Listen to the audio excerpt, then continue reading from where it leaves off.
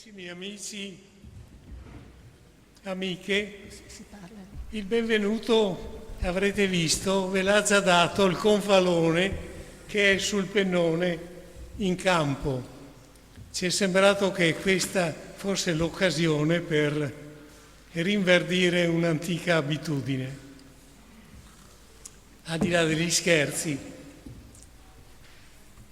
il benvenuto a un pubblico così numeroso per una occasione in fondo ripetuta rispetto all'inaugurazione e tuttavia piena di significato, perché apre oggi il convegno all'interno del quale viene proprio discusso il senso di questo quadro, le tecniche di conservazione e soprattutto i messaggi che il quadro porta. Un saluto quindi particolare e iniziale a Cardinale Gianfranco Ravasi, che ha accettato di aprire e presentare con una lezione magistrale questo convegno, che viene organizzato insieme all'Istituto Veneto di Scienze, Lettere ed Arti, che ci dà una garanzia scientifica, e la ragione di questa presenza è evidente, e a Sei Venice, il comitato americano che ha provveduto, con l'aiuto di un generoso mecenate come Mr. Bernstein, al restauro di quest'opera. Io credo che sia un grande dono che viene dato alla città, non solo con la riscoperta di un'opera che era offuscata da secoli di sporcizia, di vernici ossidate e di altri pentimenti, anche di restauri maldestri, e che attraverso un restauro che è stato veramente magistrale da un punto di vista anche dell'innovazione scientifica, domani nelle relazioni verranno spiegate tutte le novità scientifiche e le scoperte che sono state fatte su questa immensa opera, che sembra veramente un campo di lavoro, non solo per chi l'ha realizzata, che era Jacopo Tintoretto, di cui vorrei almeno mostrare l'effigie, se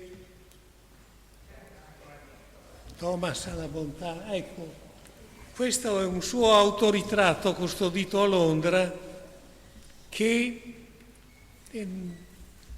mostra il pittore, diciamo, più giovane di alcuni anni, non tanti, uno dei tanti autoritratti che ha fatto, ma uno significativo anche del momento in cui ha lavorato.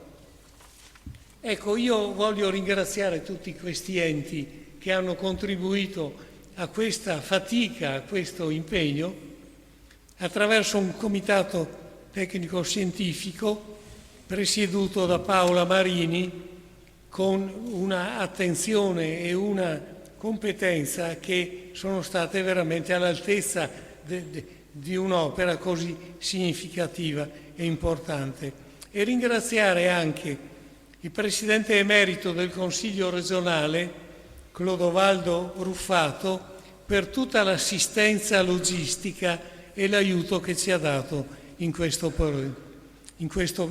2 anni di lavoro, perché tanti sono stati quelli necessari per restituire a una visione più prossima alla iniziale, anche se non coincidente, perché alcune magagne non sono risarcibili completamente, di questo dipinto così significativo per Venezia. Quando il dipinto, la crocifissione, fu svelato circa 500 anni fa, un po' meno, grande fu lo stupore di tutti i confratelli e della gente della città. Le storie ci narrano che accorrevano a frotte a vederlo. Tutta Venezia accorreva a vedere il monumentale quadro, il più vasto della città al momento. Fu superato dopo, tra l'altro ancora da un quadro di Tintoretto, quello del Palazzo Ducale, cioè una meraviglia che attraeva gli abitanti e i foresti con la sua smagliante qualità e anche la sintesi che esso forniva. Quindi non minore però fu la sorpresa quando la settimana scorsa, dopo 500 anni, vennero tolte le impalcature e fu possibile ammirare l'opera che riviveva nei colori, nelle forme dopo il restauro. Chi ha potuto seguire settimana dopo settimana, accompagnato dalle brave, valenti restauratrici, il corso del lavoro, e ha potuto vedere proprio il ritorno, il recupero di quest'opera a una sua antica e nuova leggibilità. Un lavoro accurato, quindi, attento, che ha impegnato lo CBC per questo lungo periodo. Siamo grati a quanti si sono adoperati e, l'ho già citato, soprattutto al munifico donatore, l'americano, statunitense Leonard Bernstein. Il quadro, quindi, secondo noi, meritava un incontro specifico. Noi facciamo convegni su Tintoretto ogni 2 anni di solito, ad anni alterni, insieme sempre all'Istituto Veneto. Ci pareva che in questo caso fosse da concentrare l'attenzione su quest'opera, dato che questa segna davvero quasi una svolta in quella che è l'evoluzione delle arti figurative in Venezia tra 500 e 600. Quindi un incontro specifico che si svolgerà domani presso la sede principale dell'Istituto Veneto. Quindi questi studiosi, tutti concentrati a interpretare il messaggio di questa immensa tela e le modalità della sua conservazione. Per questo è sperimentale anche quanto è stato fatto in questi 2 anni, è stato seguito dagli esperti di altri paesi, di altre città che hanno trovato qui campo per vedere che cosa si faceva di fronte a una tematica così complessa.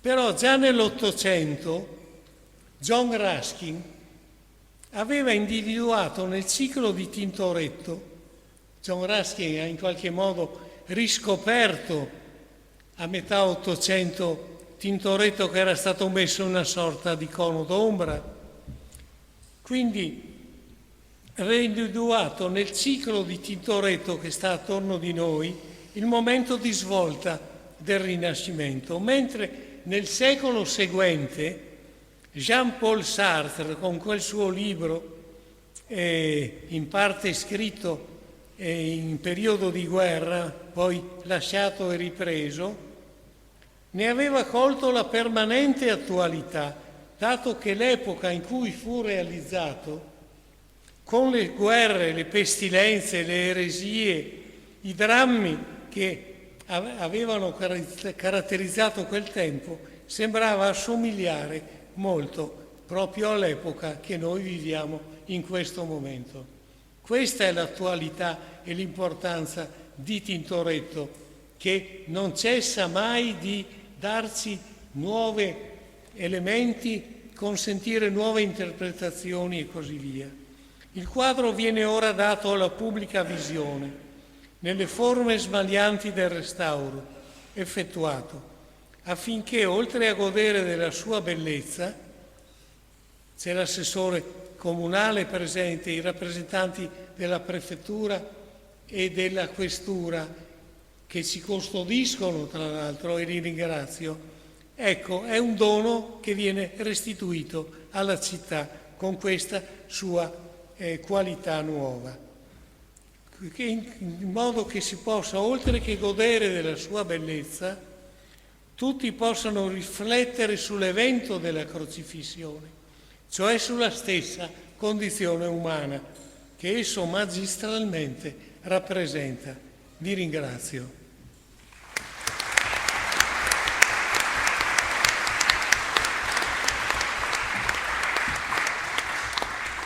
Come da invito vi informo che dopo lo svolgimento della Lectio Magistralis di Monsignor Ravasi, che è la ragione fondamentale per cui siamo qui, per sentire la sua interpretazione di questo grande capolavoro, verranno aperte le porte della sala e dell'albergo, e per gruppi vedremo di consentire la visita dell'opera restaurata. Passo ora la parola alla professoressa Francesca Ghedini per l'intervento dell'Istituto Veneto.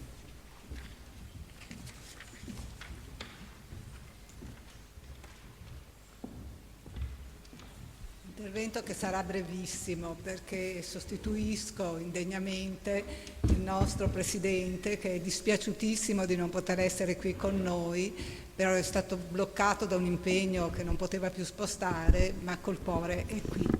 E devo dire che parlare di fronte a un pubblico così numeroso e così preparato e a Monsignor Ravasi mi emoziona un pochino. Sono abituata a parlare in pubblico, ma questa è un'occasione molto particolare. Tuttavia, per fortuna, il mio compito è soltanto quello di portare i saluti dell'Istituto Veneto di Scienze, Lettere ed Arti, che, come voi sapete, è da sempre aperto a partecipare e promuovere iniziative che riguardano Venezia, e che con la Scuola Grande di San Rocco ha una tradizione di fattiva e utile collaborazione per quanto riguarda i temi storico-artistici e Tintoretto in particolare. E infatti, come accennava prima Franco Posocco, il convegno odierno ha due illustri precedenti. Il primo è del 2019, quando, in occasione del 5° centenario della nascita di Tintoretto, sono state affrontate alcune tematiche relative alla produzione del maestro veneziano e al suo ruolo in quel delicato passaggio dal Rinascimento al Barocco. Gli atti del convegno sono stati prontamente editi e tutti noi studiosi sappiamo quanto importante sia poter avere in tempi brevi i risultati di incontri così vivaci e così produttivi.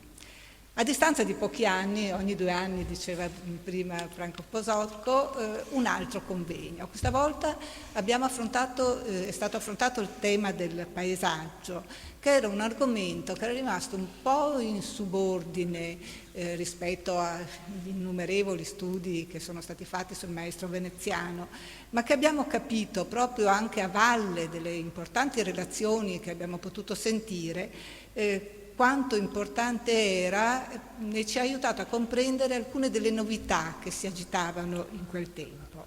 E anche questo secondo convegno ha visto una pronta edizione. Questo terzo appuntamento deve tutto alla determinazione e all'inesauribile energia di Franco Posocco, che non demorde mai e ha scelto l'argomento, come lui ha detto, certamente meglio di quello che potrei fare io, proprio capendo che era un regalo questo che si poteva fare a Venezia. L'attenzione di questo convegno sembra chiudere l'orizzonte e invece lo apre a problematiche molto sensibili e diverse rispetto a quelle che abbiamo affrontato fino adesso.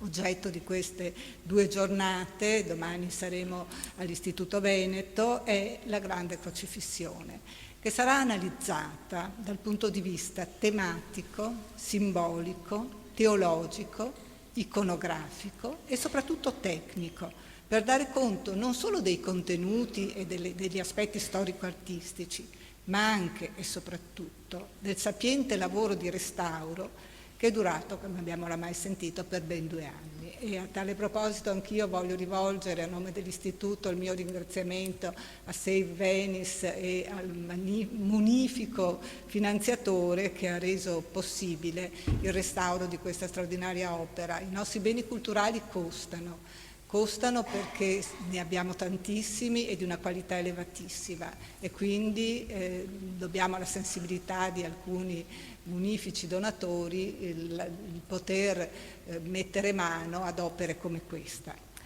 Per quanto riguarda invece la costruzione del programma, dobbiamo ringraziare Paola Marini, la lucida competenza e le capacità organizzative di Paola Marini, una socia dell'Istituto Veneto, che ha guidato il comitato scientifico, ha scelto le tematiche, ha scelto i relatori, ha proposto la sequenza degli argomenti che si articolano attorno appunto alle diverse problematiche che l'immensa tela tintorettiana suggerisce e che forse ci porteranno anche alcuni risultati inediti.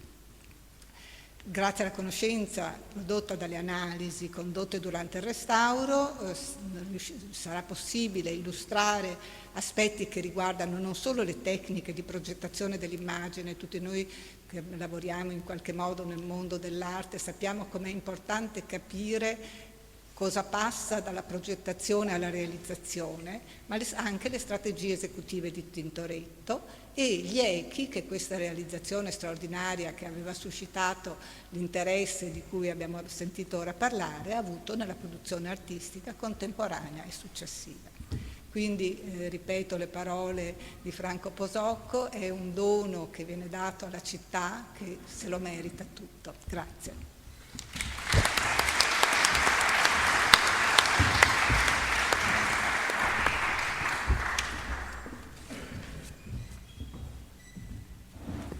La parola al chairman di Save Venice, il comitato americano che ha contribuito al restauro di questo dipinto, il dottor Frederick Hilsman. Vi saluto a nome di Save Venice, l'organizzazione non-profit nordamericana con sedi a Venezia e New York, che ha sponsorizzato le indagini scientifiche e il restauro della grande crocifissione di Tintoretto. Sono però qui oggi anche come studioso di Tintoretto. Molte delle mie pubblicazioni e mostre sono state infatti dedicate a lui. Negli ultimi 30 anni la percezione di Tintoretto come artista è molto cambiata. In passato era considerato una figura problematica, difficile da inquadrare in una singola categoria. Per esempio, era un pittore manierista oppure no? Di fronte alla varietà della sua produzione, ci si interrogava su quale fosse il suo vero stile. Come spiegare poi la fase giovanile, apparentemente segnata da opere deboli dipinte nel decennio precedente, l'improvvisa affermazione come artista matura con il suo Miracolo dello schiavo del 1548. Tintoretto era noto per essere un concorrente difficile, uno che non rispettava le regole, ma è possibile conciliare questa immagine di imprenditore aggressivo con quella del pittore devoto. Autori dei cicli religiosi ci ricoprono le pareti di questo edificio. A partire dagli anni 90 è emersa una nuova immagine di Tintoretto, caratterizzata da una distinzione molto più chiara tra le sue opere autografe, quelle della sua bottega, e quelle di imitatori esterni alla sua cerchia. L'eliminazione dei dipinti deboli dal corpus ha significato un sviluppo stilistico molto più logico. Questa rinnovata visione di Tintoretto è stata avviata da Robert Eccles, mio compagno di ricerca, e sviluppata da me. È stata adottata nelle grandi mostre al Prado a Madrid nel 2007 e ha avuto un ruolo fondamentale nella pianificazione del 500° anniversario della nascita dell'artista. l'attribuzione delle opere ortografe che ne deriva è oggi ampiamente accettata. L'anno tintorettiano 2018-2019 è stato celebrato principalmente a Venezia, con diverse mostre, in particolare a Palazzo Ducale e alle Gallerie dell'Accademia, e 2 convegni. In preparazione di questi eventi, oltre 20 dipinti di Tintoretto 20 dipinti a Venezia sono stati restaurati grazie al contributo di Save Venice. Mostre correlate si sono tenute anche a Colonia, Parigi, New York e soprattutto Washington.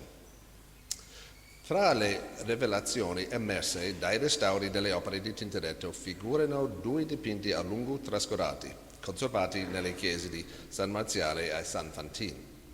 Fino ad allora gli studiosi, me compreso, non li avevano considerati esempi significativi della sua arte. Tuttavia, grazie ai restauri di Save Venice, le 2 opere sono tornate leggibili e straordinariamente più luminose. Oggi queste 2 palle d'altare sono riconosciute come capolavori di Tintoretto. I risultati ottenuti hanno spinto a riflettere su altri dipinti di Tintoretto, anche tra i più noti, che avrebbero potuto trarre beneficio di un intervento conservativo. Ed è proprio questa domanda che, in un certo senso, ci riconduce ad oggi. Save Venice è orgogliosa della sua lunga collaborazione e del continuo sostegno alla Suora Grande San Rocco. La nostra organizzazione ha finanziato le indagini scientifiche condotte nel 2008-2009 sulle tele del soffitto della sala dell'albergo, accompagnate dal restauro di 3 di esse, in occasione delle celebrazioni per il 500° anniversario della nascita di Tintoretto. Save Venice ha sostenuto il restauro di 2 dipinti del Pordenone e 3 opere del Tintoretto nella chiesa di San Rocco. Negli ultimi anni Save Venice ha anche reso possibile il restauro di un mosaico dell'Annunziazione di Giovanni Novello e del celebre dipinto sul stesso tema di Tiziano. Oggi, di fronte al successo del restauro della Grande Crocifissione, mi domando quale nuova meraviglia ci attende. Prima di concludere vorrei fare qualche ringraziamento. Prima di tutto Arnold M. Bernstein di Chicago, che ha donato i fondi per questo importante restauro. L'amore per l'arte e la generosità di signor Bernstein sono straordinari. Sono grato anche al personale dell'ufficio di Save Venice qui a Venezia, Melissa Kahn, Leslie Contarini, Gabriele Mattino e Antonio Forni. 2 di loro terranno delle presentazioni domani. Infine, porgo le mie congratulazioni a tutto il team di studiosi, scienziati, ricercatori e funzionari, in particolare alle restauratrici della CBC, Lucia Tito, Alice Tognoni, Irina Szymanska, Ramona Scamporino e Giulia Riodo. In questo momento ho un grande sorriso stampato in faccia. Scommetto che anche Tintoretto lo ha. Grazie.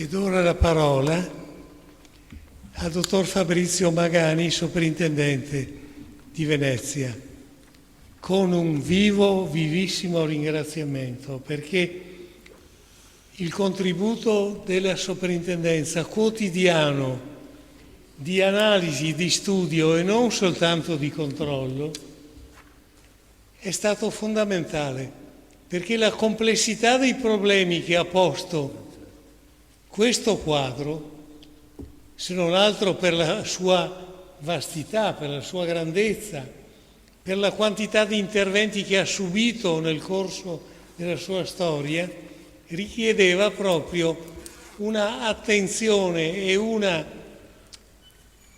penetrante capacità di cogliere tutti gli aspetti degli interventi, dei pentimenti, delle ossidazioni e così via che erano intervenute in quest'opera.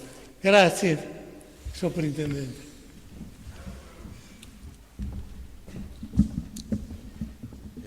Grazie Posocco saluto tutti, naturalmente tutti gli amici presenti, gli amici di Tintoretto.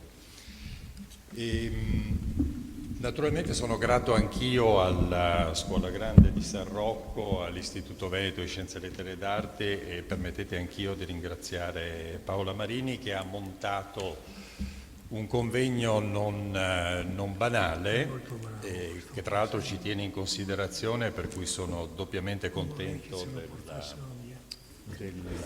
della scelta che abbiamo fatto nel Comitato Scientifico. Io vi voglio dire due parole che corrispondono a quello che faccio di solito, cioè vivo molto di sensazioni che poi cerco di far diventare razionali. E mi veniva in mente, ascoltandovi, una cosa anche molto semplice che fa parte di questo nostro stare insieme quando si parla di patrimonio culturale, e cioè che solitamente l'esperienza di fronte a un quadro, magari in un museo come avviene solitamente, è una faccenda che ha a che fare con una sorta di monologo, è un tête-à-tête, diciamo, un confronto che ha bisogno del silenzio, che ha bisogno del tempo. E invece io non posso dimenticare la vigilia di Pasqua, quando ci siamo trovati qua, era forse a qualche giorno della vigilia di Pasqua, quando si è inaugurato il restauro, e lì c'è stata una Venezia intera, ve lo ricordate, molti di voi saranno stati presenti, cioè un'intera comunità che si è raccolta intorno a un'opera d'arte, in una dimensione collettiva che nulla ha a che fare con i silenzi e i monologhi che di solito intratteniamo anche molto positivamente di fronte a un'opera d'arte. Insomma, io credo che si sia manifestato qui a Venezia, in questa sala, in quella sala lì in fondo, proprio quello che noi, spero, riteniamo come senso del patrimonio, senso dell'eredità che si accompagna all'esperienza artistica, all'esperienza storica, quindi qualcosa di differente, qualcosa di realmente autentico è avvenuto. E questo per me sarà il ricordo forse più bello di questa lunga esperienza che ci ha visto anche, come diceva molto gentilmente Posocco, che ci ha visto vicino, come tentiamo di fare, insomma, tutti i giorni alla Scuola Grande di San Rocco. E poi un'ultima considerazione che ripenso dopo quei giorni. E effettivamente, come è stato detto molto opportunamente, Jacopo Tintoretto è artista che cresce con la sensibilità, storico-artistica, con la sensibilità critica, con l'educazione artistica, per come uno cerca di metterla in gioco, anche non professionalmente. Ha cambiato tante volte pelle. Non dovrei permettermi di fronte al Cardinal Ravasi, ma penso che sia anche un'esperienza di fede quella che avviene al cospetto di un quadro come questo. Un quadro che poi, la figura di Tintoretto, ma un quadro come questo che è rimbalzato da una generazione all'altra. Molti altri artisti nei secoli hanno provato a ripercorrere quella stessa esperienza, però noi vogliamo particolarmente bene a Jacopo Tintoretto perché rimane per noi, per me almeno, l'artista terribile che le biografie contemporanee descrivevano. E infatti sempre Posocco, che insomma, oltre a essere amico è anche figura particolarmente sensibile, ha colto il significato di quella crocefissione, un significato che ha a che fare con la contemporaneità del Cinquecento, con quel mondo in balia dei conflitti, e che oggi ci permette di riflettere ancora su questo tema, oggi più che mai. Quindi si tratta, come dire, di uno sguardo al passato che però ci permette potentemente, e con la sensibilità di cui siamo capaci, di ragionare sul presente. E per questo, quando l'ho visto restaurato, l'ho anche detto e lo ripeto con voi, perché non è appunto è una sensazione che non vuole essere una regola, che voglio condividere con voi però, e avevo pensato di fronte a quel quadro terribile di fronte alla crocifissione che oggi vediamo in tutti i dettagli, al massimo della visibilità possibile. E ho pensato che Tintoretto, se fosse nato nel Novecento, probabilmente avrebbe dipinto Guernica al posto di Picasso. È un quadro potente, davvero un quadro eccezionale che per me oggi è davvero la massima espressione della contemporaneità. Grazie.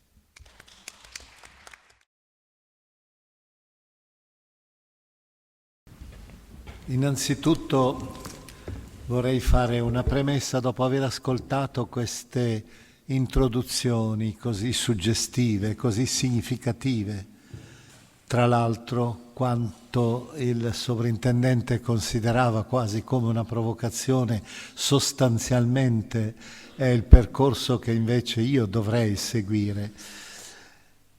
Ma io vorrei iniziare non sapendo anche come muovermi esattamente in questo orizzonte che è stato intitolato con un termine, con una espressione la più ampia possibile: gli artisti e il grande codice sacro dell'Occidente, estetica e teologia. Ecco il tema della fede. E vorrei però iniziare in questo percorso che sarà forse anche insoddisfacente, perché nasce da una persona che sostanzialmente è incompetente in questo ambito, l'ambito specifico della critica artistica, soprattutto di quella di Tintoretto, e vedendo che poi dalla giornata successiva, da domani, ci sono queste figure così significative che invece seguiranno questi itinerari, io vorrei allora fare come premessa delle considerazioni semplici e poi proporvi soltanto 2 movimenti di riflessione.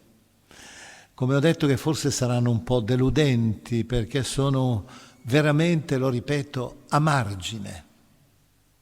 È come se fossero sulla porta, sul termine di questo scalone o sulla porta che si apre, si spalanca davanti a quel capolavoro, proprio per la ragione che ho detto che devo riconoscere. E saranno 2 movimenti evidentemente molto più generali. La premessa invece è una premessa un po' particolare. Io sono stato, come molti sanno, per lunghi anni, per 18-19 anni, prefetto della Biblioteca Pinacoteca Ambrosiana, e avevo lo studio del prefetto, che si chiamava la sala del prefetto ufficialmente. Io tra i miei predecessori ho avuto anche un papa, cioè Pio XI Ratti, che è stato prefetto dell'Ambrosiana. Avevo, in questa sala bellissima peraltro, avevo davanti un'imponente tela, una tela veramente imponente, era di 4,10 metri per 1,25. E questa tela era stata intitolata Il Paradiso, ed era, pensate, un bozzetto con queste misure. Era il bozzetto di un telero che avrebbe dovuto partecipare a un concorso per la sala del Maggior Consiglio di Palazzo Ducale, dopo l'incendio del 1577. Questo dipinto, che era ininterrottamente davanti ai miei occhi, alle spalle avevo, per esempio, in contrasto, la biblioteca personale di Cesare Beccaria con l'autografo dei Delitti e delle Pene, che un autore di tendenza persino si diceva massonica, comunque liberale, così lontano dai casi della storia, aveva lasciato a un'istituzione ecclesiastica, i suoi eredi, proprio questi testi manoscritti impressionanti come dei Delitti e delle Pene, scritti in una maniera lacerata da lui. Ebbene, quel dipinto era di Jacopo Palma il Giovane. Perché lo ricordo qui? Perché egli partecipò a quel concorso E chi vinse in quel concorso? Vinse Tintoretto. Per cui tutte le volte io pensavo all'altro che era riuscito a superare, a travalicare questo pur nobile artista. Ed è per questo motivo, tra l'altro, il dipinto di Jacopo Palma, di Palma Giovane, fu prestato nel 2006, quando ancora io ero prefetto, a una mostra a Palazzo Ducale di tutti questi bozzetti di questa gara di artisti, pensate, di quel livello in quel periodo. Questa era la prima considerazione. La seconda considerazione invece entra più nel tema. La prima è personale, che mi avvicina idealmente a Tintoretto, sia pure in maniera mediata. La seconda invece riguarda proprio il genere letterario di questo mio intervento. È stato giustamente il dottor Posocco che con molto ha cercato di convincermi a venire a fare questo con tanta passione, con tanto entusiasmo che voi ben conoscete, nonostante un po' la mia reticenza. Il genere letterario è quello della prolusione.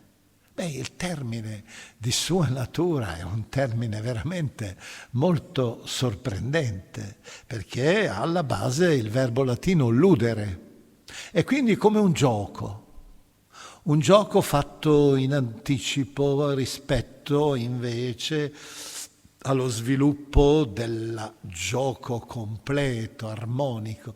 È una specie di piccolo, in musica esiste questo, il divertissement, che ha delle caratteristiche proprie. Ecco, io lo considero un po' questo, e questo divertissement in apertura vorrei affidarlo tematicamente ad alcune voci. Queste voci sono, prima di tutto, pensiamo a una figura come un artista, William Blake, che ha coniato questo termine, che anche nel titolo, questa definizione della Bibbia. La Bibbia è il grande codice della cultura occidentale. E dirò qualcosa anche su Tintoretto a questo riguardo. Il grande codice, tra l'altro che poi è diventato il titolo di un saggio fondamentale, il saggio di un critico canadese, Northrop Frye, intitolato Il grande codice, che è stato anche recentemente riedito in italiano. E questo è significativo, il grande codice, il punto di riferimento, è quello che diceva sostanzialmente, non so, hanno detto tanti letterati, artisti, per eccellenza il lessico iconografico dell'Occidente. Oppure, come diceva Chagall, lo si dice questa che in realtà non si è mai trovata la fonte precisa, durante un'intervista. Lui diceva, Marc Chagall, che tutti conoscete, fu fedelissimo a questo grande codice, anche come ebreo, diceva, i pittori per secoli, ma non solo loro in verità, i pittori per secoli hanno intinto il loro pennello in quell'alfabeto colorato della speranza che era la Bibbia. Simboli, immagini, narrazioni, eventi, temi, norme etiche sono state assunte da lì, da questo grande codice appunto, una specie di grande tavolozza. E ancora, se volete, sempre in questa linea, una voce invece profondamente ostile alla tradizione cristiana, ma grandissima figura, imponente, Friedrich Nietzsche, il quale in una sua opera minore, Aurora, scriveva, notate bene, tra ciò che noi proviamo alla lettura di Pindaro o di Petrarca e ciò che noi proviamo alla lettura dei Salmi, c'è la stessa differenza tra la terra straniera e la patria. Lui, che ha cercato di combattere la cultura ebraico-cristiana, esaltando la classica, doveva riconoscere che l'orecchio era quasi come una conchiglia che aveva l'eco del mare della Bibbia. È la nostra patria quella, quelle parole, quelle immagini. Ed ecco allora l'ultima voce che vorrei far risuonare in questa lunga premessa che ho fatto, è invece 4 aprile 1999, all'apertura del Giubileo di allora, del 2000. Giorno di Pasqua, Giovanni Paolo II pubblica una lettera agli artisti che ha questo paragrafo. A partire dai racconti della creazione, del peccato, del diluvio, del ciclo dei patriarchi, degli eventi dell'Esodo, fino ai tanti altri episodi e personaggi della storia della salvezza, il testo biblico ha acceso l'immaginazione di pittori, poeti, musicisti, autori di teatro e cinema. E continuava. E che dire poi del Nuovo Testamento? Ecco, dalla Natività al Golgota, dalla trasfigurazione alla crocifissione e alla resurrezione, dai miracoli agli insegnamenti di Cristo, fino agli eventi narrati negli Atti degli Apostoli e prospettati dall'Apocalisse in chiave escatologica, innumerevoli volte la parola biblica si è fatta immagine, musica, poesia, evocando con il linguaggio dell'arte il mistero del Verbo fatto carne. E su questo torneremo. A questo punto entriamo, primo movimento, sempre scusandomi che è una proposta, è un ludus, è un ludere quasi. Prima proposta che vi faccio è questa: la teologia e l'arte. La teologia, quindi il contrario. Non l'arte che si interessa dei temi teologici, ma la teologia che ha bisogno dell'arte. E vedremo che in un certo senso proprio Tintoretto su questo dà un contributo. E qui io non voglio entrare nel merito di questo tema, che è un tema vastissimo, lo svilupperò in un'altra forma, sempre in questo primo movimento. Ma la prima considerazione che faccio è questa: a caso, ma non del tutto, scelgo due teologi importanti del secolo scorso. Il primo si chiama, meno noto forse, Marie-Dominique Chenu, che scrive un'opera intitolata La teologia del XII secolo, un tempo fecondo. Quest'opera viene pubblicata in francese negli anni 50, viene tradotta in italiano nel 1972. Era una riflessione appunto sulla teologia, sul pensiero teologico. Che cosa scrive? L'autore e l'editore italiano l'ha invitato a scrivere una prefazione all'edizione italiana. E lui scrive questa frase, tra le altre, più di una poi perché la approfondisce. Se dovessi rifare quest'opera, darei attenzione molto maggiore alla storia delle arti, sia letterarie sia plastiche, perché esse non sono soltanto delle illustrazioni artistiche, ma sono anche dei veri e propri loci teologici, che nel linguaggio teologico vuol dire temi fondanti della teologia, strutture quasi dogmatiche.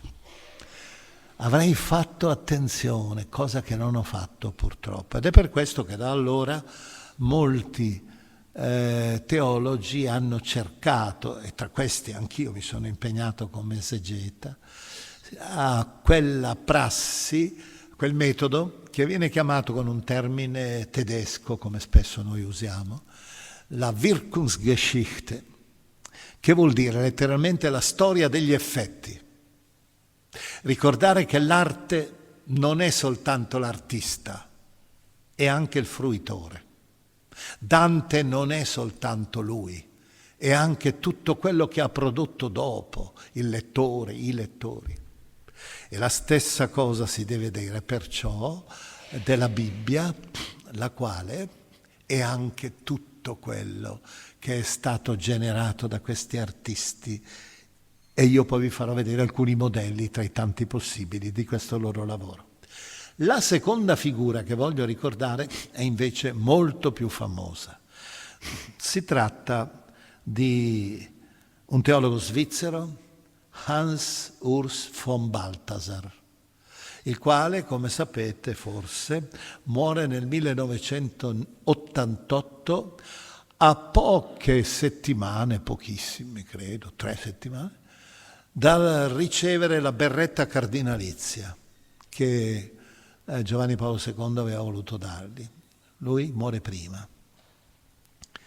E lui, pensate, ha scritto, forse alcuni di voi la conoscono, quelli che praticano un po' anche la religione, nel senso anche di riflessione religiosa, ha scritto un'opera che lui ha intitolato in tedesco Herrlichkeit e che in italiano è stata tradotto Gloria.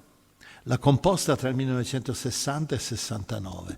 Quest'opera è imponente, è un'architettura mirabile.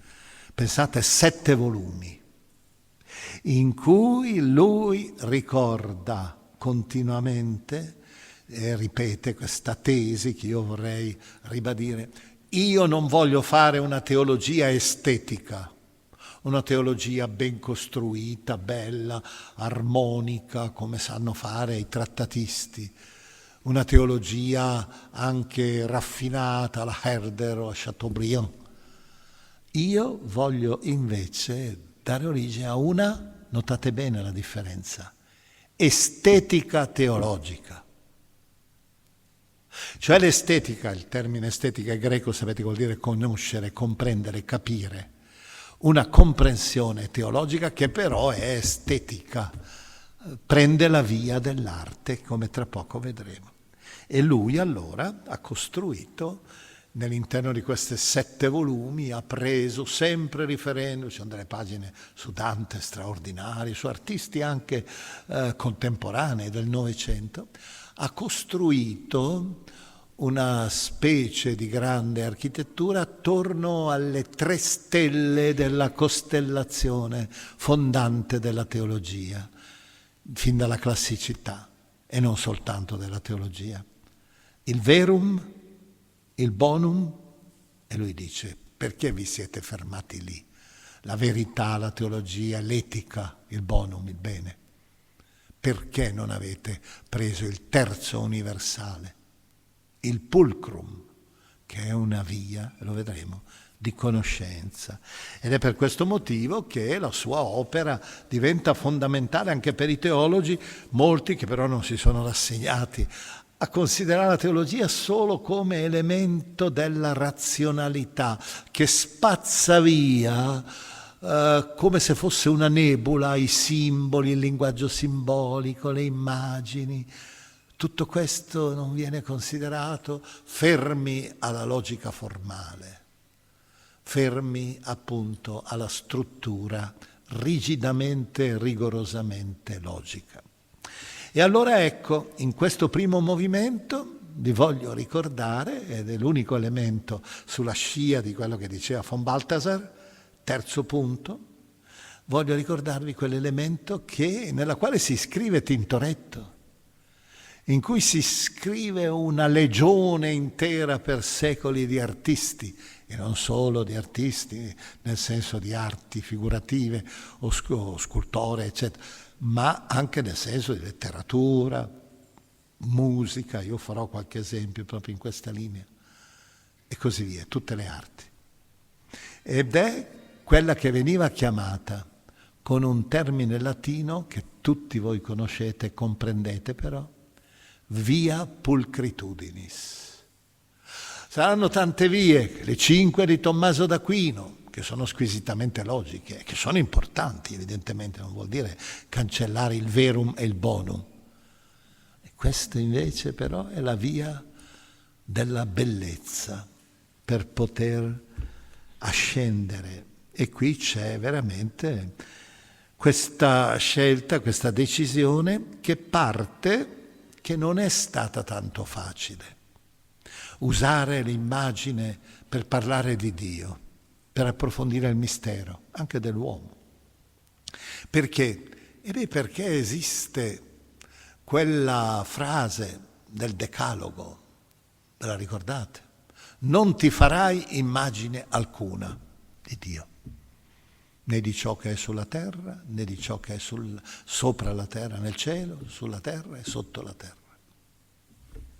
Io ieri ho fatto quel discorso sul silenzio che mi hanno chiesto di fare, uno dei versetti che ho citato, uno dei versetti più impressionanti di Mosè, quando fa il riassunto dell'esperienza del Sinai, cosa dice agli ebrei? A questo popolo che amava l'idolo, ricordate il vitello d'oro, e che invece deve rinunciare. E dice Deuteronomio 4,12, Dio vi parlò di mezzo al fuoco, voce di parole voi ascoltaste, suono di parole, col devarim shomim. Immagine alcuna voi non vedeste, non avete visto nessuna immagine. Zulati kol, solo una voce. È potente questa idea, E ha un fondo di verità importante per la stessa arte, paradossalmente, perché, e poi lo diremo subito, la parola biblica è stata la grande codice, come diceva. E allora ecco che nasce questa tentazione nell'ebraismo, che nasce questa tentazione nell'Islam, di non rappresentare Dio, che è il totalmente altro. Nasce anche nel mondo cristiano.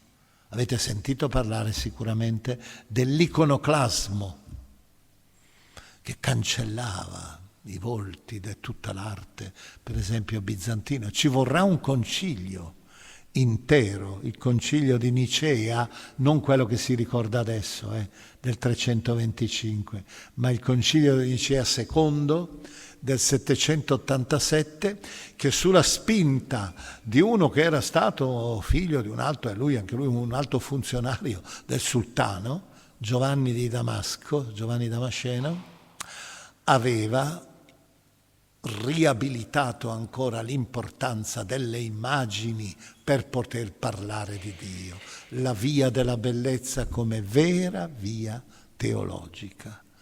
Pensate, questo Giovanni Damasceno diceva: se viene da te un pagano, noi diremmo, scriveva, noi diremmo un ateo, tu non stare a fargli le discussioni teologiche, perché lui non le segue. Tu prendilo per mano, portalo nel Tempio e mostragli tutta la bellezza dei quadri, dell'iconostasi, delle immagini lì rappresentate. Una malizia però che voglio dire, è meglio non dire queste cose per certe chiese contemporanee che sono state costruite e che allontanerebbero dalla via pulchritudinis eventualmente. Il mio amico David Maria Turoldo diceva: ci sono certe chiese che sembrano come dei garage sacrali dove Dio è parcheggiato davanti agli uomini e alle donne parcheggiati davanti a Lui. Ecco, invece pensate cosa vuol dire, ecco, con queste immagini che prevalentemente sono, lo diremo, di matrice biblica a partire dalla grande crocifissione, cosa vuol dire parlare di Dio. E questo perché era stato motivato? Ecco, è l'unica cosa che voglio ricordare. Come si è trovato la ragione per dire che bisogna usare non solo la parola, non solo il pensiero, non solo la meditazione astratta, ma cercare proprio l'immagine con la sua carnalità, con la sua pesantezza. Cominciamo a partire dalla Genesi 1:27. Provate per un momento a immaginarlo questo testo scritto. Il parallelismo è la legge della poesia ebraica, della poesia semitica, parallelo. Il secondo versetto spiega quello di prima. Dio creò l'uomo a sua immagine, a immagine di Dio lo creò, maschio e femmina li creò. Qual è l'immagine di Dio? È una statua? No, l'immagine di Dio è la persona umana. Anzi, non come dirà il giudaismo e San Paolo, il maschio, l'uomo, no? Maschio e femmina sono l'immagine. Perché questo? Beh, ma è chiaro, perché sono l'immagine del creatore. Rappresentano con la generazione. Per questo che nella Bibbia ci sono così tante genealogie. E noi, con la capacità generativa e con la capacità d'amore, che facciamo andare avanti la storia della salvezza. È la base. Ancora, quella famosa frase del prologo di Giovanni, capolavoro anche questo, Giovanni 1,14, tutti ricordate l'inizio, in principio c'era il Logos, versetto 14, Kai o Logos sarx egeneto, il Logos eterno e infinito, che era Dio, era presso Dio il Figlio, diventa sarx, e sarx è carne nel senso biblico, nel senso che intende soprattutto Giovanni, non Paolo, ma Giovanni, di storia, di umanità, di caducità, di fragilità. Non per nulla si rappresenta in questa maniera così potente, diventando una componente fondamentale dell'arte, la crocifissione, che è la morte. E la morte è la nostra carta d'identità, non di Dio, che è per eccellenza l'eterno, l'infinito. Cristo quindi, morendo sulla croce, testimonia la vicinanza, la fraternità a noi e permette perciò che noi, anche nel dolore, anche nella tristezza e nella deviazione più profonda, nell'umiliazione più profonda, possiamo rappresentare Dio. Lo vedremo anche. E l'ultima frase che voglio ricordarvi è quella della lettera ai Colossesi di Paolo, Colossesi 1,15. Cristo, che cos'è? Notate in greco, Cristo è eikon, l'icona del Dio invisibile. Il Dio è invisibile e diventa visibile in Cristo. Perché? Perché appunto ha assunto la sarx, la carne. Ecco allora come la via pulchritudinis diventa una via teologica importante, che ha poi come aiuto non solo logica formale ma anche la parola, perché ricordo ancora quello che dicevo prima, pensiamo che cos'è, per esempio, io prima ricordavo i simboli, gli eventi, i personaggi, eccetera, tante altre cose che riguardano, che sono prese dalla Bibbia, ma pensate a Gesù, come parla Gesù? Il regno dei cieli è simile a un agricoltore, è simile a un terreno, è simile a un pescatore, è simile a una famiglia in crisi, a un portiere di notte. Ci sono tutte le 35 parabole o più, secondo il calcolo diverso che viene fatto. Alcuni arrivano fino a 72 parabole, che sono dei Vangeli, sono ininterrottamente la rappresentazione, vedete, del concreto, le scene. Per questo gli artisti hanno trovato veramente nella parola di Cristo, oltre che nella sua esistenza, come abbiamo ricordato prima, hanno trovato, oltre che nei suoi atti, pensate ai miracoli per esempio, hanno trovato il grande codice. Questo era il primo movimento. Come vedete, la teologia ha bisogno dell'arte. L'arte è una via teologica per conoscere Dio, per parlare di Dio, per scoprire il senso dell'essere, dell'esistere dal punto di vista religioso. Secondo movimento. Questo secondo movimento è un po' più complesso e qui entra in scena sicuramente Tintoretto. Io non voglio, appunto ho detto, non ho la competenza, quindi rispetto io le competenze, farò soltanto dei cenni dipendendo da chi ha fatto studi veri, approfonditi. Tintoretto è stato un esegeta delle scritture. Io ho provato a vedere un po' l'elenco delle sue opere, è una lunga serie di soggetti biblici. Tra l'altro proprio in questi giorni, tanto per parlare della mia città d'origine, ora abito a Roma, io come sapete, ma Milano, c'è un capolavoro esegetico che è stato portato lì e che è la deposizione di Cristo.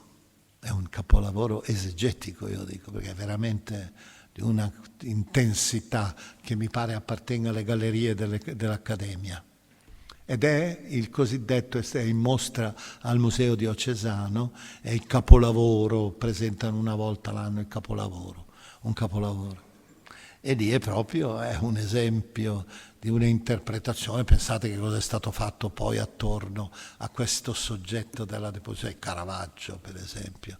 Tant'è vero che Caravaggio, proprio la deposizione, è ora, quella dei Musei Vaticani, si trova al padiglione Vaticano di Tokyo, di Osaka, della mostra di Osaka.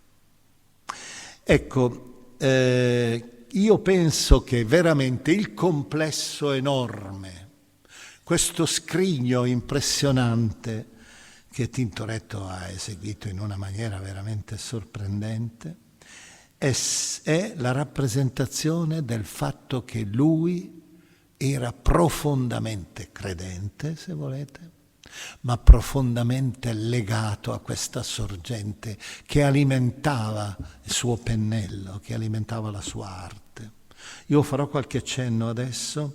Io dipendo anche molto, devo riconoscere che ci sono studiosi, c'è una studiosa qui in mezzo a voi, ancora giovane, Esther Brunet, che ha scritto proprio un libro, me l'ha mandato alcuni anni fa, La Bibbia secondo Tintoretto.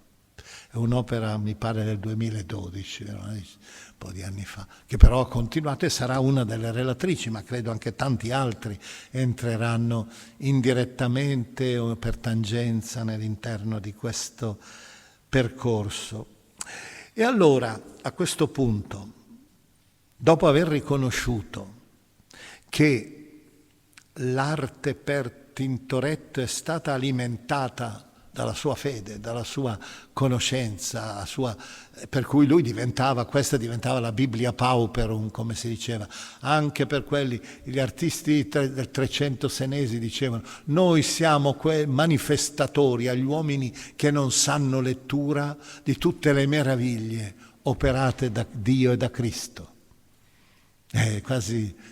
Sono loro i veri predicatori, i veri testimoni, i veri annunciatori. E allora ecco, a questo punto, tenendo un po' come asse questa crocifissione mirabile, impressionante anche per l'affollarsi di temi, di ammiccamenti, di soggetti, di immagini, di scene, attorno all'asse centrale, imponente monumentale della crocifissione. Ebbene, io vorrei evocare molto liberamente, andando oltre, quindi ho detto ancora, sono sulla soglia, io parlare, 3 modelli, 3 esempi, tra i tanti possibili, del come interpretavano, facevano l'esegesi, gli artisti nei secoli. E io qui voglio sconfinare, dire non solo gli artisti, pittori, scultori, eccetera, ma anche, pensiamo, gli autori di vario genere, della letteratura e così via. Il primo modello è il modello reinterpretativo attualizzante, lo chiamo così. Badate bene a questo participio, attualizzante. È costante questo. Tutti gli artisti, soprattutto quelli veneziani, per esempio, veneti anche in genere, ma non solo, amano rappresentare per esempio le scene, l'Ultima Cena, eccetera, quante ha fatte anche Tintoretto, si è impegnato in queste scene. Le rappresentano ma con le immagini, gli abiti magari o l'architettura che è l'architettura del loro tempo, di questo tempo in cui loro vivevano. Il testo biblico riletto e incarnato nelle coordinate storiche contemporanee dell'artista. E allora ecco, anche là sarebbe interessante qui scavare un po' e vedere, non solo per gli abbigliamenti, ma la scenografia, soprattutto io direi la tensione che c'è, che deve essere creata in colui che è il fruitore di quest'opera. E qui io dipendo, appunto, come ho detto, vorrei scegliere soltanto come esempio, è un'interpretazione questa, l'anziano claudicante del Tempio, che indica un'altra direzione rispetto alla croce.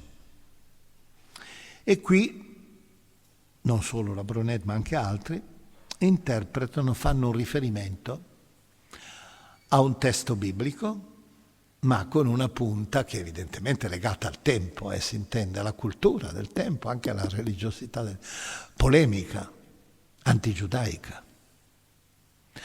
Più di uno c'è di questi esempi all'interno della storia dell'arte, ma anche qui nella crocifissione.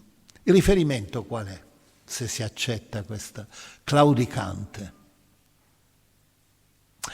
Genesi 32, versetti 23-33, un testo straordinario, di grande potenza letteraria. Voi ve lo ricordate, Giacobbe sta per tornare, ha paura di Esaù che lui aveva imbrogliato dopo il lungo esilio in Siria. Sta ritornando e si ferma con la suo clan, si ferma sulle sponde di un affluente del Giordano che si chiama lo Jabbok. Ebbene, lì, in quella notte non dorme, mentre tutta la sua tribù sta tranquilla.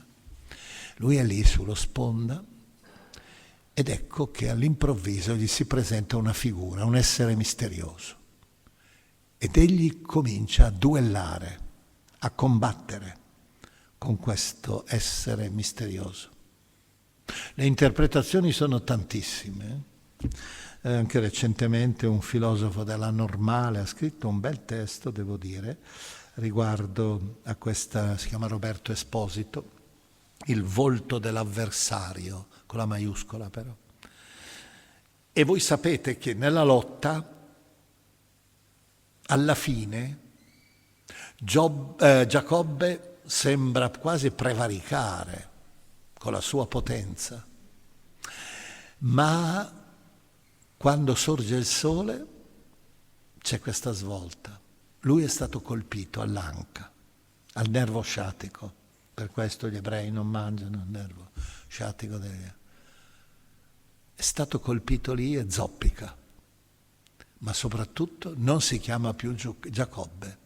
Quell'essere misterioso gli ha cambiato il nome, non gli ha detto il suo nome, ma gli ha cambiato il suo, è Dio evidentemente, e cioè si chiamerà Israele. Diventa l'eroe eponimo, il fondatore di questa genealogia. E questo soggetto è stato dipinto, ridipinto in tante, Rembrandt, Delacroix, Chagall e così via. Quello che io voglio ricordare, abbiamo ricordato cosa ha fatto Tintoretto, forse con un'allusione. Quello che voglio ricordare io invece è un dipinto che mi ha conquistato, ma poi ho visto che ha conquistato anche tanti perché è stato studiato molto anche da... Mentre ero in visita una volta, anni fa, alla National Gallery of Scotland di Edimburgo, e lì c'è questo quadretto non particolare di Gauguin che è intitolato, badate bene per la tesi che devo dimostrare, l'attualizzazione, è intitolato La visione dopo il sermone. La visione dopo il sermone. E la scena è stato dipinto nel 1888. C'è un melo, c'è una vacca persino, davanti ci sono le donne bretoni con le loro cuffie bianche e gialle, c'è una piazza color rosso sangue e in quella piazza si scontra Giacobbe e l'angelo, un'interpretazione dell'essere misterioso, quella più popolare. Si scontrano e le donne sono lì a vedere. Perché il titolo dopo il sermone? Perché proprio lui l'ha dipinto scegliendo la liturgia e nella liturgia c'era in occasione di una festa, quel brano che veniva letto. Le donne ascoltano il commento che aveva fatto il loro parroco, pastore, escono e vedono che la Bibbia si realizza lì, dove c'è il melo, dove c'è la vacca, dove c'è la piazza loro. Ancora noi lottiamo col mistero, nella piazza, nella vita. Pensate, il dolore, il male e la lotta con Dio. Giobbe insegna. Basta, fermiamoci qui perché gli esempi potrebbero essere. Modello che attualizza. Secondo modello è il modello questo che dimostrerò poi con un esempio molto fuori tema.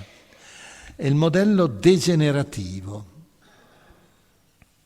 La Bibbia deformata.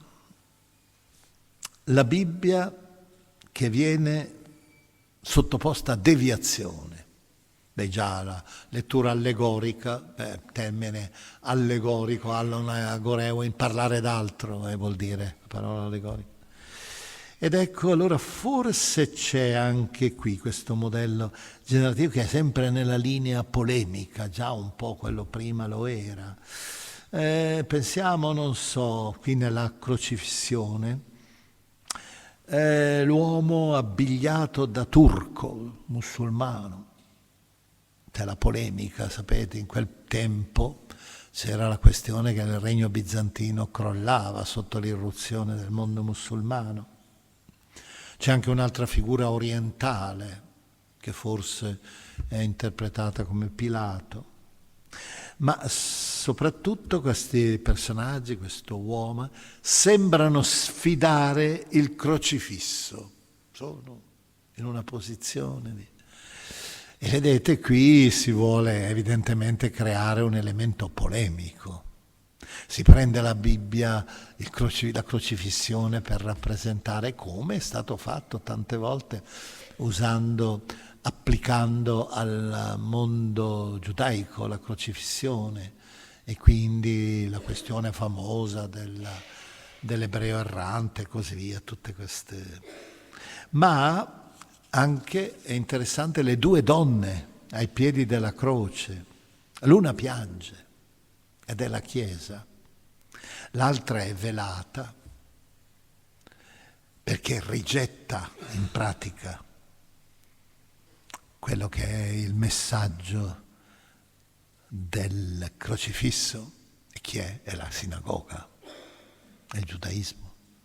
Vedete come la narrazione, il testo, che è un testo, probabilmente l'allusione anche alla lettera ai Galati di Paolo, viene trasformata, viene un po' contorta, ritorta per andare a dimostrare la propria tesi, la tesi che era quella di quel tempo. E io voglio però, ho detto, portarvi un esempio completamente fuori tema, quasi, ricordandovi nel modello degenerativo, uno dei modelli degenerativi più comuni è, qui anche a Venezia ci sono molte rappresentazioni di Giobbe. Giobbe è rappresentato quasi sempre, mentre è sul famoso, su quel letame, su quei rifiuti, magari con la moglie che lo colpisce, che ironizza, Cranach gli fa versare sopra dell'acqua persino. E Giobbe che è rappresentato, ma Giobbe non è quello, il libro di Giobbe. Quell'elemento lì della punizione, Giobbe, misere, c'è all'inizio e c'è alla fine. Ed è un racconto antico, una parabola antica che l'autore prende come cornice, ma al centro c'è tutt'altro, c'è l'urlo di Giobbe che non è paziente. Anzi, urla ininterrottamente, grida al Dio generale trionfatore che mi sfonda il cranio, al Dio arciere sadico, al Dio che è un leopardo che affila gli occhi su di me per divorarmi. Più forte di così. ed è tutt'altro quindi il messaggio, difatti sarebbe bello approfondire il messaggio, però e qui si è scelta solo quella via lì, quella strada lì che era quella della pazienza. Già nel Nuovo Testamento, la lettera di Giacomo, il capitolo 5 dice questo, che noi dobbiamo imitare la pazienza di Giobbe, la pazienza di Giobbe, in modo lui che è colui che urla per eccellenza, che protesta con Dio, che vuole che Dio scenda a giustificarsi. Ebbene, l'esempio che voglio portarvi io, soltanto riassumendolo brevemente, è invece il testo di uno dei padri della psicanalisi, Jung, Gustav Jung, che nel 1952 scrive Risposta a Giobbe, Antwort auf Job, risposta a Giobbe. E lui che cosa sostiene? Adesso ve lo dico semplificando, il testo è molto più complesso e anche un po' arduo da leggere. E lui dice questo, c'è Dio che è onnipotente, Dio decide ciò che è bene e ciò che è male, come Egli vuole. E gli uomini e le donne che cosa devono fare? Chinarsi. Se non vogliono, se ergono, verranno distrutti dal giudizio, annientati dallo sdegno di Dio. A un certo momento però c'è una persona, un uomo soltanto, che si leva e puntando l'indice contro Dio dice: ma perché quello che tu dici è il bene, è il vero, è il giusto e non altro? E noi dobbiamo rispettare solo quello che tu hai deciso, puntando lì. Chi è questo? Secondo Jung è Giobbe. Dio si impressiona vedendo questa figura così coraggiosa, ma anche blasfema ai suoi occhi. Però si incuriosisce. Vorrebbe capire le ragioni di questa sua scelta coraggiosa. E che cosa fa? Manda suo figlio come uomo, il quale Cristo scende e va da Giobbe, mentre tutti gli altri si chinano, prostrano, lui va da Giobbe e sente le ragioni di Giobbe. E Cristo si convince che ha ragione Giobbe e non il padre suo. E allora a questo punto, tutte le volte in cui Dio, e questo invece è teologico, scatena la sua ira, non si leva solo quel povero uomo che è Giobbe, si leva anche il figlio che gli dice: no, tu ci fermi, Paolo, dall'ira ventura, che è l'ira che deve venire. Si ferma e il padre di fronte al figlio deve cedere. Come vedete, cosa c'entra Giobbe, il libro di Giobbe? No, se non marginalmente. È un aspetto degenerativo, però capite anche la potenza che il testo biblico ha anche quando viene riletto in tutt'altra maniera. E concludo ora col terzo e ultimo modello che voglio rappresentare, ed è il modello trasfigurativo. E questo modello trasfigurativo evidentemente lo si può rappresentare in maniera infinita. Io sono fermamente convinto, per ritornare al discorso a cui sono partito, che tante volte hanno parlato meglio di Dio gli artisti. Hanno descritto meglio, commentato meglio la Bibbia loro, i Vangeli loro, di tanti teologi e soprattutto predicatori, noiosi magari. In questo caso è veramente significativo la potenza dell'arte. Io qui vorrei fare, sarebbe la mia passione, una delle mie passioni, confesso proprio in maniera anche vedendo la vostra attenzione, la vostra partecipazione, e anche un po' autobiografico, vorrei parlarvi della musica, per esempio. La musica riesce, ma lasciamo stare Bach, che con la passione secondo Matteo, Bach comunque sempre, Bach è al di sopra, ma pensiamo a Mozart per esempio, che non era gran credente, anzi, che non era poi uno stinco di santo, che scrive per esempio, che compone la musica per i Vespri solenni di un confessore, K339, E c'è un salmo lì, il Salmo 117, 116 della liturgia. Sono 17 parole soltanto. È un salmo, uno dei meno significativi ma importanti per la fede del popolo di Dio. In latino suona così, perché lui lo usa il latino: Laudate Dominum omnes gentes et collaudate eum omnes populi, quoniam confirmata est super nos misericordia eius et veritas Domini manet in aeternum. Quindi lodate il Signore perché permane veritas et misericordia, che nell'originale ebraico sono le due virtù del legame nostro con Dio. Per cui queste due parole, quando le diceva l'ebreo in questa giaculatoria, erano il segno del mio legame con Dio, che è appunto fedeltà e amore. Veritas et misericordia non è una traduzione felice, latina. Ebbene, Mozart non sa nulla di tutto questo. E che cosa fa? Crea un gioiello ultraterreno di bellezza, che comincia con un soprano solo, che fa dopo 10 battute dell'orchestra, un soprano solo che canta il Laudate, una voce sola, che sale verso l'alto, perché la lode deve salire a Dio. Ma poi dopo, quando arriva al Veritas et Misericordia, il nostro legame cade nell'assemblea e tutta l'assemblea si mette a cantare il Gloria Patri.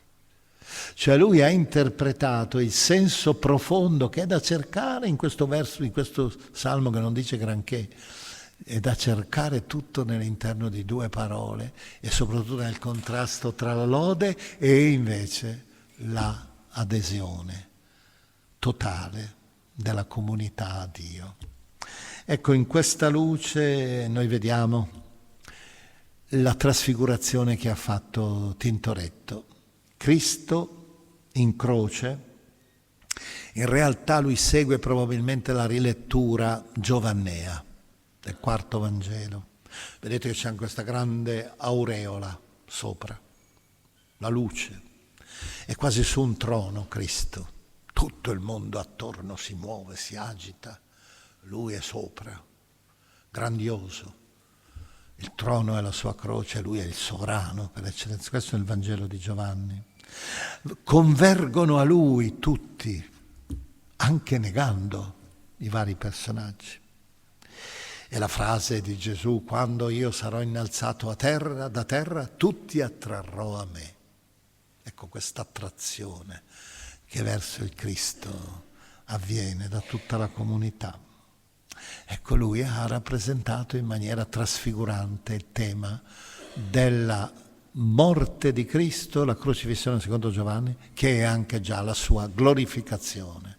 Non è solo il diventare più fratello nostro nella brutta morte della crocifissione, ma è anche il Figlio di Dio che già dà senso a tutto questo mondo scordinato.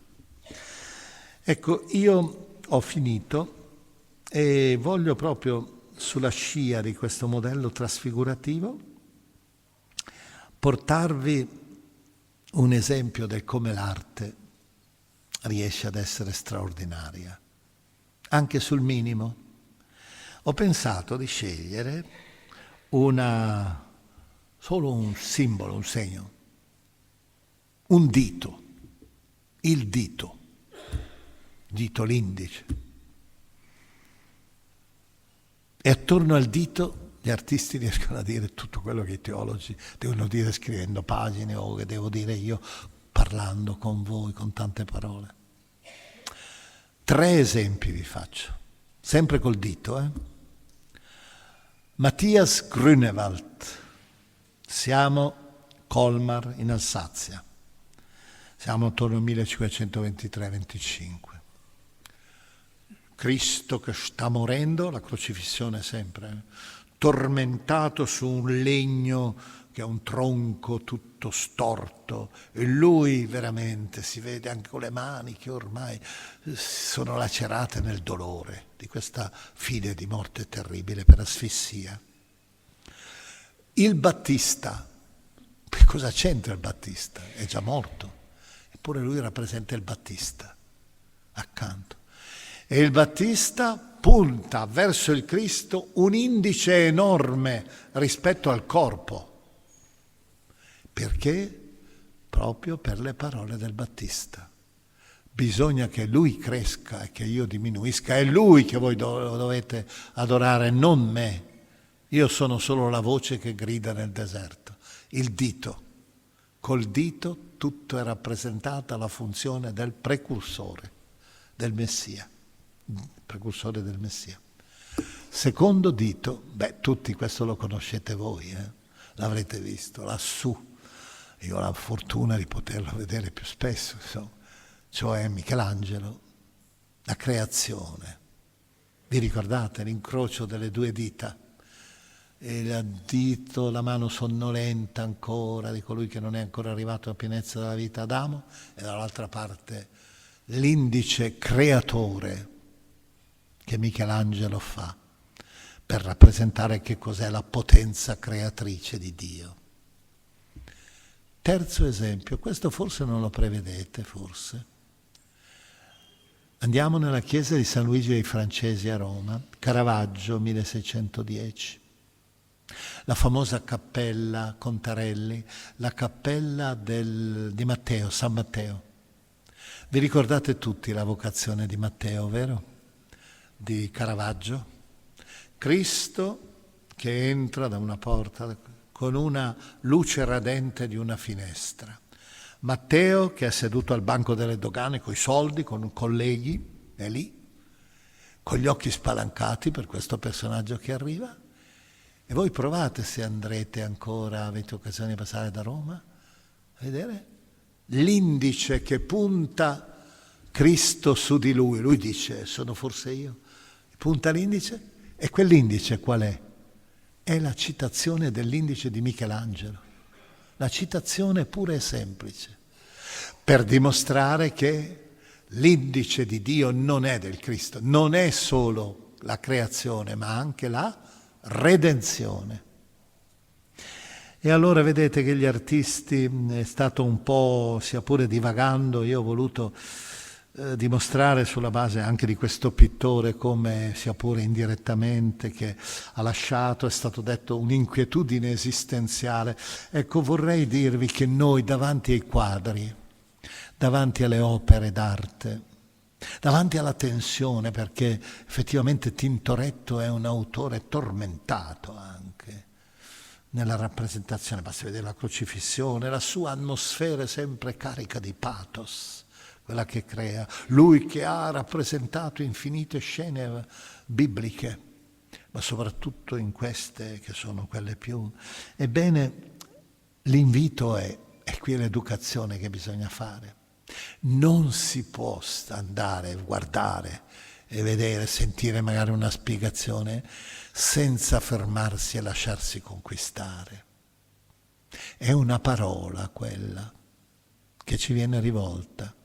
Non si può uscire indenni, io dico, quando adesso c'è anche, ancora adesso a Roma per esempio, Palazzo Barberini, la mostra su Caravaggio, ho citato prima Caravaggio. Se tu vai a vedere un Caravaggio non puoi uscire indenne, ed è triste vedere queste scuole che vanno con i professori che dicono qualche cosa così, giustamente, anche correttamente, ma dai. E questi ragazzi che però insomma sono lì, aspettano solo l'ora per uscire, eccetera. E tante volte anche i visitatori che sono lì, passano davanti, pensate tutti quelli che entrano, quella valanga di gente che entra ogni giorno in quello spazio così limitato che è la Sistina, di fronte a queste opere così sconcertanti e provocatorie.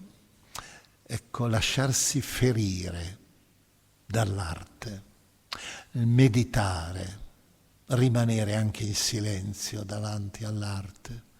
E allora vorrei che le parole di una poetessa tedesca ma morta a Stoccolma nel 1970, di matrice ebraica, Nelly Sachs, Nobel 1966, la quale dovette fuggire perché perseguitata per fuggire a Hitler, e per fortuna trovò una scrittrice famosa svedese, Selma Lagerlöf, che la accolse, la protesse, rimase fino alla morte, la quale scrive una ballata dei profeti e dice questo. Io vi cito soltanto un ritornello che c'è in questa ballata, che è da applicare anche non solo ai profeti, ma anche agli artisti che sono profeti.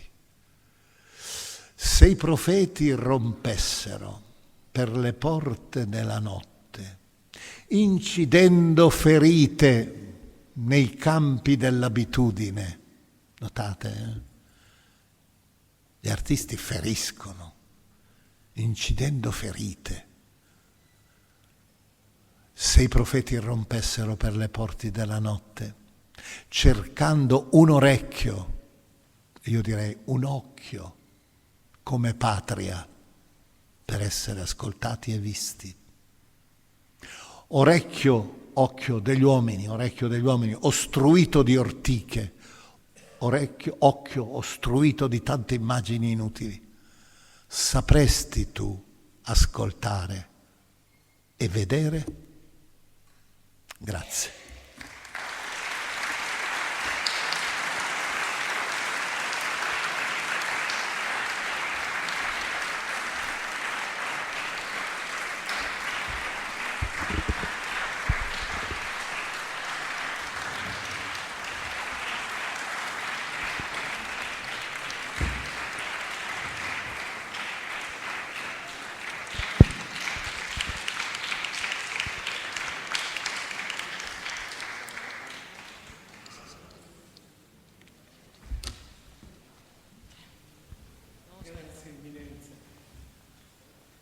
C'è qualche momento forse se lei volesse rispondere a qualche domanda?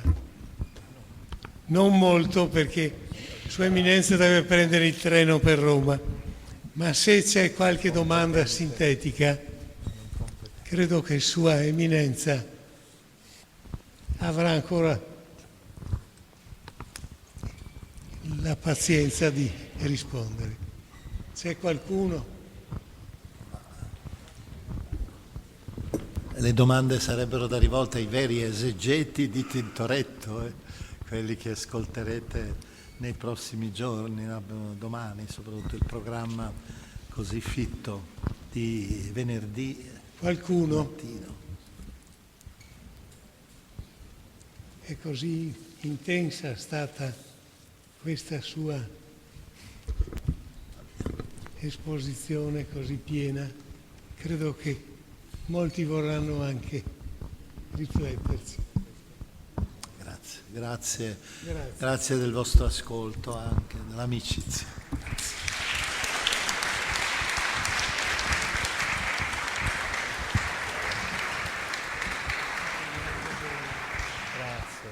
Noi abbiamo registrato. Dovrebbe spiegare Per la visita. dovrebbe spiegare che prima andate dentro voi del convegno. Allora, prima della partenza, portiamo il Cardinale Ravasi nella sala dell'albergo con i relatori, se credono di seguire. Grazie. E poi gli altri, incolonnandosi pazientemente in fondo alla sala. Grazie a tutti voi della vostra presenza.